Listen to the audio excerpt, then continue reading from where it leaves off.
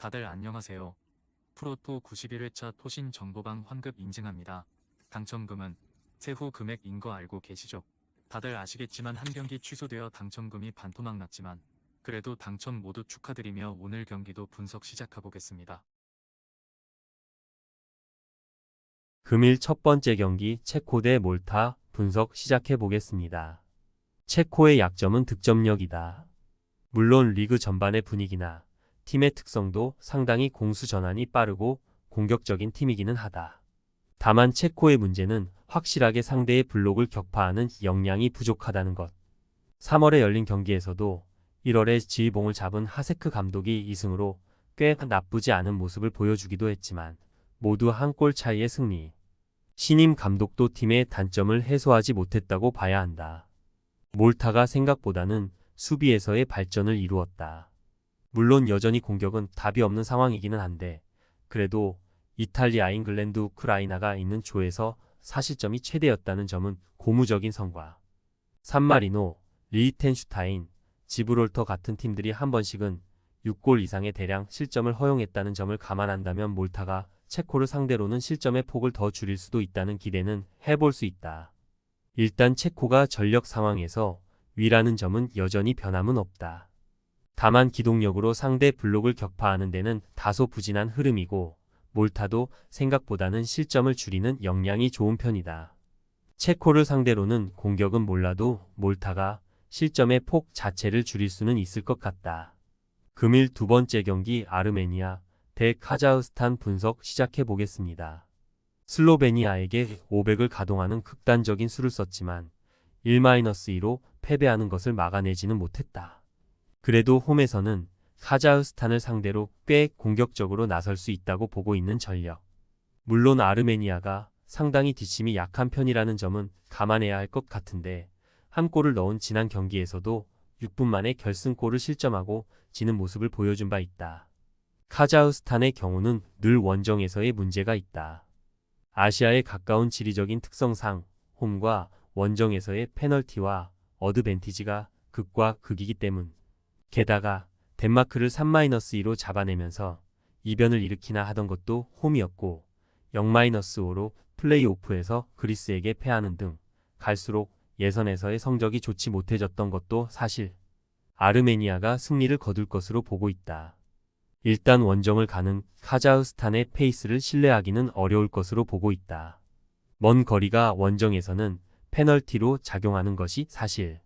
그래도 아르메니아가 뒷심이 좋지는 못한 팀이라서 어느 정도 골이 따라잡힐 가능성을 배제하지는 않고 있다. 금일 세 번째 경기 알바니아 대 아제르바이잔 분석 시작해 보겠습니다. 지브롤터를 3-0으로 격파. 일단 브로야와 아사니가 모두 공격 포인트를 생산하면서 걱정이던 공격수들이 감을 잡기는 했다. 다만 워낙 전력 차이가 컸던 매치라 알바니아가 상당히 할만했던 상황이었다는 것은 변함이 없을 듯. 특히 아제르바이잔이 원정에서 약하다고 하지만 어느 정도 수비적으로 성장한 모습을 보여주었다는 점을 무시하기에는 어렵기도 하다. 아시아에 가까운 지리적인 이슈가 있는 팀. 따라서 원정을 가는 상황에서는 아제르바이잔이 상당히 약점을 잘 드러내는 편이다. 사실 오스트리아와 벨기에를 상대로는 1점도 승점을 따내지 못했을 정도로 전력 차이도 매우 큰 편이기도. 물론 조에서 이강인 팀을 상대로도 1골 차이의 석패를 기록하는 등 수비적으로 발전한 모습은 보여준 적이 있었다. 알바니아가 신승할 것으로 보고 있다.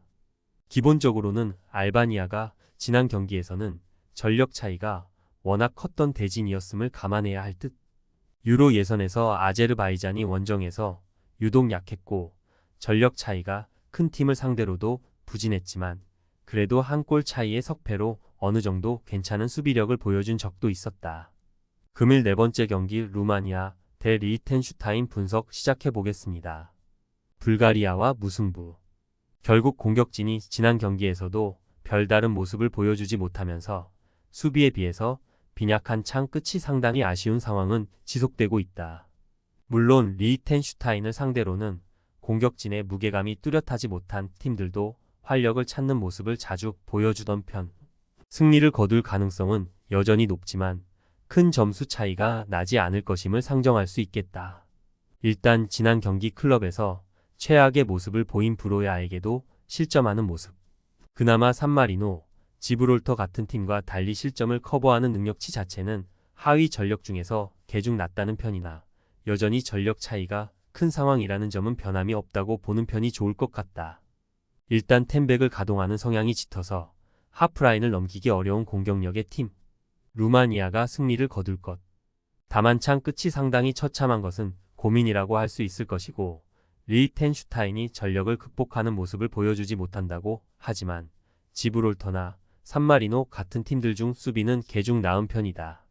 언더 3.5 양상을 생각하는 편이 합당할 듯 한 매치다. 금일 5번째 경기 폴란드 대 우크라이나 분석 시작해 보겠습니다. 폴란드의 경기력이 상당히 밋밋하다는 평가를 듣고 있다. 그럴 만도 한 것이 유로 예선 톱시드 팀이 플레이오프까지 떨어지고 말았고 플레이오프에서도 유효 슈팅 연계로 부진했기 때문. 특히 레반도프스키에게 크게 의존하는 팀 특성상 현재 레반도프스키가 전성기의 폼을 보여준다고 하기 어려운 현 상황에서는 공격력에서 한계를 드러내도 아주 이상하지는 않다고 할 수 있을 듯하다. 우크라이나도 일단 지난 경기에서는 독일을 상대로 꽤 밀리는 모습. 물론 독일의 전방 압박과 공격성이 3월부터 나아진 모습을 보여주었다는 점은 감안해야 하고 폴란드는 독일에 비하면 수비 난이도가 아주 높지는 않은 편이다. 물론 우크라이나도 상대가 수비를 할 때 이를 확실하게 공략하는 면모를 보여주기는 어려울 수 있다. 그나마 무드릭보다는 도보비크가 키가 될 여지는 있을 듯. 우크라이나의 신승 양상을 생각해봐도 좋겠다. 레반도프스키가 전성기의 기량이 아닌 폴란드인데 이를 감안하면 상대 공세를 우크라이나가 커버하는 것이 아주 어렵지 않을 수도 있을 듯. 우크라이나도 폴란드가 앉아버리는 상황에서의 우려는 있지만 도부비크의 한 방을 기대해볼 여지는 있을 것 같다. 금일 6번째 경기 스코틀랜드 대 핀란드 분석 시작해보겠습니다. 지브롤터에게 이기기는 했지만 2-0이라는 스코어가 좀 아쉽기는 하다. 그만큼 스코틀랜드가 보여주는 공격력이라는 점이 크게 일정한 수준을 유지하고 있지는 못하다는 것. 그나마 미드필더에서 맥긴이 풀어주고 맥토미니가 의외의 박스 타격 능력을 보여주고 있다는 점은 높게 평가를 해줄 수 있지만 결국 핀란드가 박스를 굳히는 상황에서의 대응이 문제가 될 소지는 있을 듯하다. 포르투갈이 측면을 공략하는 것을 1대1 상황에서 돌파하기는 무리였다. 물론 박스 안에서 5명이 배치되며 상대의 중앙 돌파를 최대한 막아세우는 모습은 꽤 인상적. 포르투갈의 공격과 스코틀랜드의 공격 차이는 상당히 차이가 큰 편이기도 해 핀란드가 지난 경기에서 보여준 수비 능력이 전부라고 볼 수는 없다. 푸키가 킬러 본능을 살려서 이 골을 기록한 점도 나름 칭찬해줄 수 있을 듯. 무승부를 노려보겠다. 일단 스코틀랜드도 공격력에서 윙어들이나 에노, 구 선수들이 확실한 면모를 보여주는 것까지는 아니다. 핀란드도 블록을 박스 안에서 세워서 500을 만드는 모습도 보인 만큼 스코틀랜드가 미드필더진의 공격 역량이 좋다고 하더라도 성과를 100% 확신하기는 어렵다.